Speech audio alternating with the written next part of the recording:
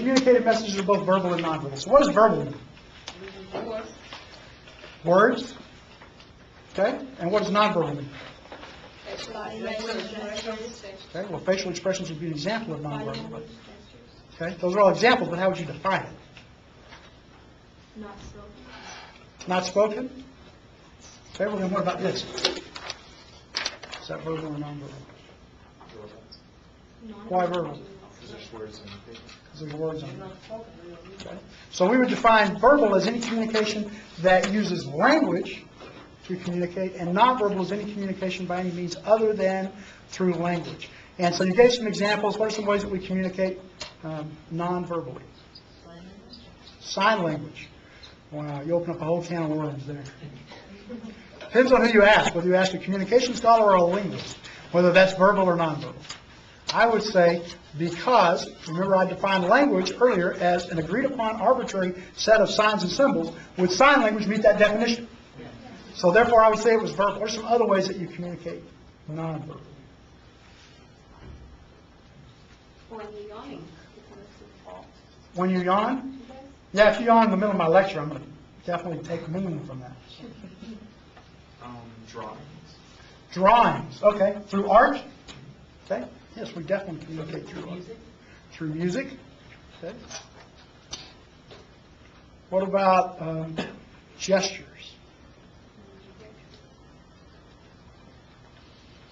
Can you think of some gestures that communicate? Waving. Waving? Okay.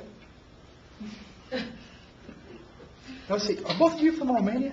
Bulgaria. Bulgaria. Wait, would waving be verbal? Because that's a sign? Let's come back to that when we get to our chapter on language, and we'll talk about at that time what's called Cronkite-Lister continuum, which is a different way of defining language and being able to place things like that on a continuum as to how, because it has to do with how arbitrary they are, how ambiguous they are.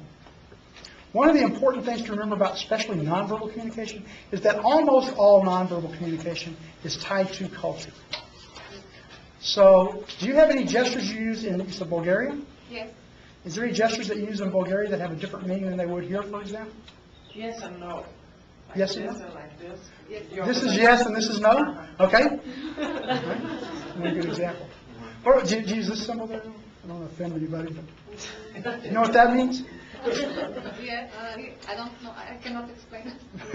It's not good explanation. It's not good to use, though, right? Here, this means okay. Okay, that's a good thing. Over there, But it has a totally different meaning, right? Yes, you can explain. No, we don't need to go into it. It's a similar meaning to a symbol that we use here, where we use just one of your fingers, okay? And it's not your number one. It's a different one. Right? So, kind of similar meaning to that, right? In what does this mean?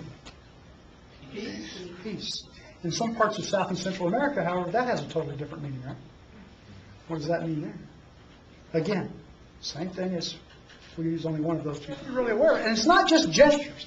Almost all nonverbal communication that we do is in some way related to culture. One of the ways we communicate with people nonverbally is what's called the study of proxemics or space. Proxemics means how we communicate based on the amount of distance we put between ourselves and another person when we talk to them. So, in our culture, in the U.S., was that an acceptable distance for me to be with you? No. We call this, you get really close to someone, intimate distance. And who's allowed in that space? Your intimate partner, right? Not very many people. Okay? Maybe your parents, your kids, your husband, wife, boyfriend, girlfriend, but not that many people, right? Not too many people are allowed to get in that intimate space. And then arm's length, or a little bit more than arm's length, is a social distance where, we're comfortable talking to someone back and forth. If I stand here and talk to John, is that okay? That's fine. That's not going to bother me, right? And then out to about 12 feet is public distance. You can test this out because you can go get on. My sister actually had to do this as an experiment in one of the classes she took in college. And the instructor told me, go out and get on an elevator somewhere. And wait till you're alone in the elevator with one other person. And then you can stand right next to that person. Suppose you just stand, just move on. And what do you think the other person's going to do?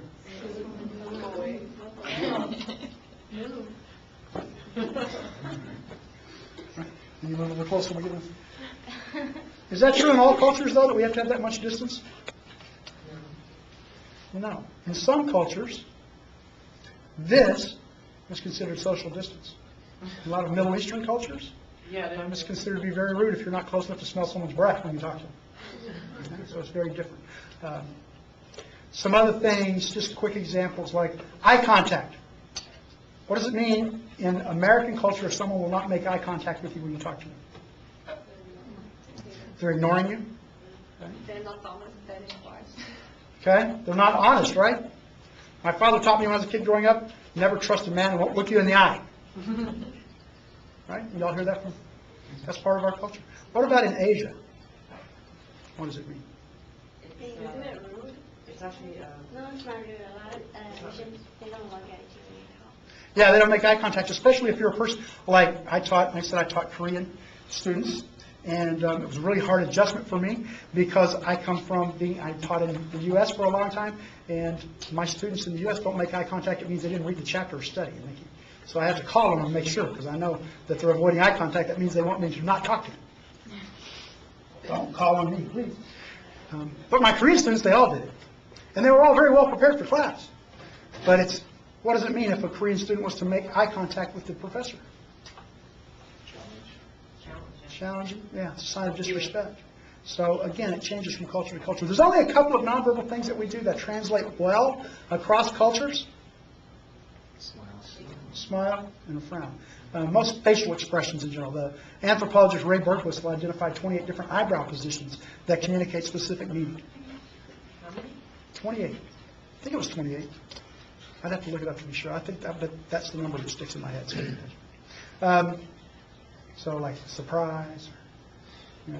And most of the time when we do those facial expressions, we don't really give them a lot of thought. So those are some kind of different ways that we communicate nonverbally. But the important thing to keep in mind is that it really is tied to your culture. So when you communicate with people from other cultures, you have to be very aware of that and very thoughtful about the gestures that you use, the distance you put between you and other people, things like